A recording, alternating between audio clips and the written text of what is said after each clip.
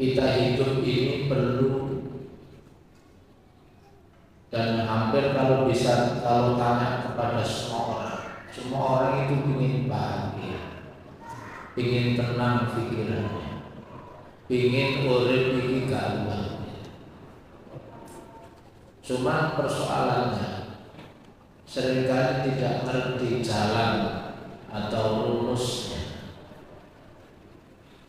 Pertama, kalau kita ingin hidup ini bahagia, salah seorang hikmah berkata, nisfur roha fi adami muraqabatil akhirin. Rumus yang pertama, kalau ingin hidup bahagia,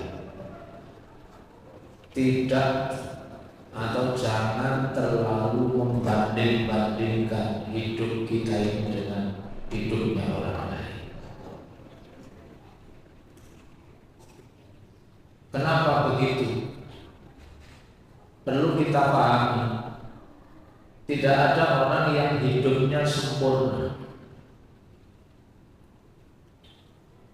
Ini orang yang hadir ini adalah orang yang bermasalah semuanya.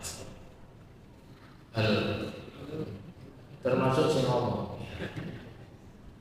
Karena memang nggak ada orang yang dalam hidup ini tidak punya masalah. Maka jangan suka membanding-bandingkan dengan kehidupan orang lain. Urip iki sawang sinawang. Jadi cukup apa yang Allah karuniakan hari ini nikmati. Dan kalau itu kita lakukan, Allah berjanji, la in syakartum la azidannakum. Sungguh jika kamu bersyukur, maka benar-benar aku akan tambah nikmat hidup kalian. Itu rumus pertama.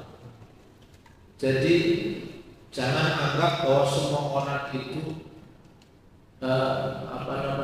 hidupnya sempurna. Enggak ada orang yang hidupnya sempurna. Yang namanya hidup ini siapapun orangnya, apapun status sosialnya, ono enak, ono kaya. Rumus yang kedua, Allah tabaki alal mati. Jangan terlalu hidup ini terpengaruh oleh masa lalu.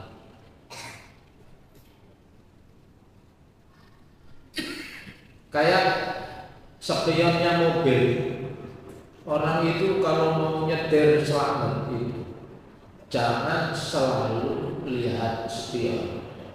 Isok nabrak. Jadi spion itu sesekali saja dilihat. Halo. Jadi sesekali dilihat. Jangan terlalu terpengaruh oleh masa lalu. Masa lalu jadikan sebagai guru, jadikan sebagai pelajaran. Orang yang cerdas itu orang yang pandai belajar dari pengalaman-pengalaman masa lalu, bukan menangkapi masa lalu. Jadi masa lalu itu bukan untuk diratapi. Jangan terlalu menangisi masa lalu. Yang sudah ya sudah. Nek wong Jawa duwe muneng-muneng, pelemben, roti. Biyen ya biyen. Saiki. Nikmati yang hari ini Allah karuniakan. Fokus untuk memperbaiki diri. Jangan terlalu menangisi masa lalu. Seburuk apapun masa lalu manusia, sekali lagi manusia itu tempatnya salah. Manusia itu enggak ada yang benar-benar mulus itu. Maka orang yang beruntung adalah orang yang bisa belajar dari masa lalu. Kalau masa lalu banyak kesalahan, Allah memanggil lewat salah satu firman-Nya, "Qul ya ibadiyalladzina asrafu ala anfusihim la taqnatu min rahmatillah. Innallaha yaghfiru dzunuba jami'an." Qul katakanlah wahai Rasulullah Muhammad, Ya ibadi, ya hamba-hambaku, alladzina asrafu ala anfusihim, yang telah kadung banyak terjerumus atau zalim terhadap diri mereka sendiri, yang pernah melakukan banyak kesalahan-kesalahan itu. Apa kata Allah? La taqnatu min rahmatillah. Kalian jangan pernah putus asa dari rahmat Allah Subhanahu wa taala. Innallaha yaghfiru dzunuba jami'an. Sesungguhnya Allah itu mengampuni semua dosa. Jangan pernah putus asa. Orang-orang pernah jatuh. Ini sunnatullah, orang jatuh itu mesti segera bangkit. Gak ada orang jatuh terus jatuhnya dinikmati itu kau. Jadi jatuh ya sudah, setelah itu segera. Kemudian yang ketiga, wa alla taqwa bi sya'nil mustaqbal. Jangan terlalu khawatir, jangan terlalu berlebihan khawatir memikirkan apa yang akan terjadi. Jadi rumusnya itu gampang. Jadi kalau yang bikin ruwet hidup itu apa yang belum terjadi, sehingga ini gak perlu dipikir.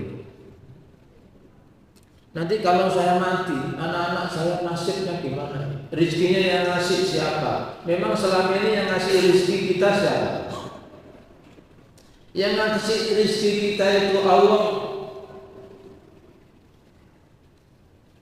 Maka cukup solehkan diri kita, maka kelak Allah akan menjaga anak keturunan kita. Salah satu kisah yang ada di surat Al-Kahfi, ketika ini pelajaran dari belajarnya Nabi Musa alaihissalam kepada Nabiullah Khidir alaihissalam. Di kisah yang ketiganya itu, yaitu ketika ada tembok yang mau roboh. Ternyata oleh Khidir kemudian tanpa disuruh siapapun, Khidir langsung meminta kepada Nabi Musa untuk ikut membetulkan tembok yang mau roboh. Padahal beliau itu sebelumnya diperlakukan tidak baik oleh penduduk kampung itu. Penduduk kampung yang merdeka. Tapi tiba-tiba Nabi Khidir itu melakukan yang sebaliknya. Ada tembok yang mau roboh, justru diperbaiki. Ini Musa yang sebelumnya sudah diwanti-wanti jangan protes itu, langsung protes. Jangan itu kaki kedua. Wong selama ini atau kita ini tidak diperlakukan baik oleh penduduk itu, kok sampean malah berbuat baik. Dan kalau memang iya ini kebaikan, kita bisa ambil upah. Apa kata Nabi Khidir alaihissalam dalam ayat 82 surat Al-Kahfi? Wa ammal jidal fakana li hulamaini yatimaini fil Madinah. Wahai Musa, perlu kau ketahui, tembok yang mau roboh miliknya dua anak yatim yang tinggal di kota. Lalu kenapa di wakana tahtahu kanzul lahu? Karena di bawah tembok itu ada harta simpanan yang menjadi miliknya anak yatim dua yang hidup di kota.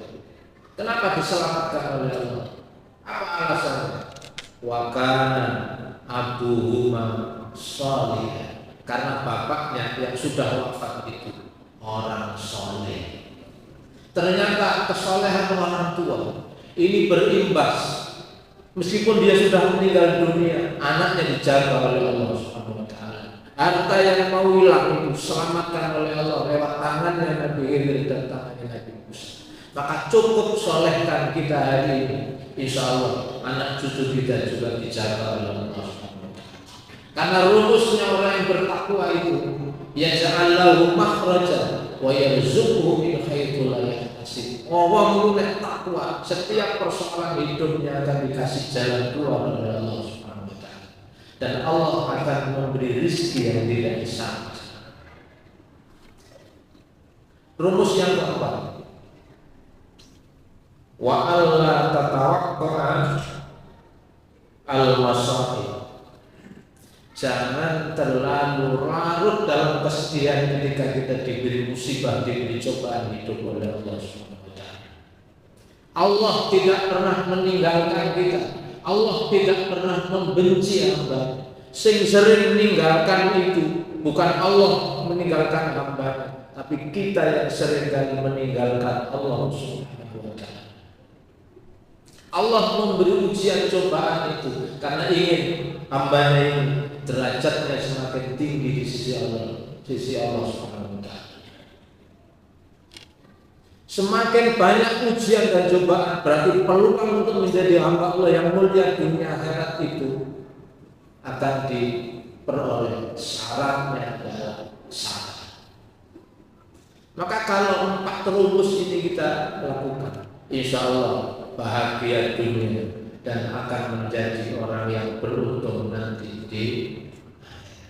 Dan perlu kita ketahui, kalau kita berkaca dari sejarah, anak Nabi Yakub itu 12, dan ternyata yang paling sukses dan yang paling beruntung dunia dan akhiratnya mulia di sisi Allah adalah Nabiullah Yusuf alaihissalam. Kenapa? Karena beliau justru yang paling banyak diberi cobaan oleh Allah, tapi beliau memilih sabar. Makanya ketika ditanya oleh kakak-kakaknya, sampai kok iso menjadi orang mulia seperti ini, di surat Yusuf ayat ke-90 Nabi Yusuf menjawab, innahu may yattaqi wa yasbir fa innallaha la yudhi'u ajral muhsinin. Semua ini saya peroleh karena sesungguhnya siapa yang bertakwa kepada Allah dan kemudian dia sabar, sesungguhnya Allah tidak pernah menyia-nyiakan pahala orang-orang yang berbuat kebaikan. Karena itu mudah-mudahan kita bisa menjadi hamba Allah yang beruntung, bahagia dunia dan akhirat. Amin ya rabbal alamin. Mudah-mudahan apa yang saya sampaikan bermanfaat.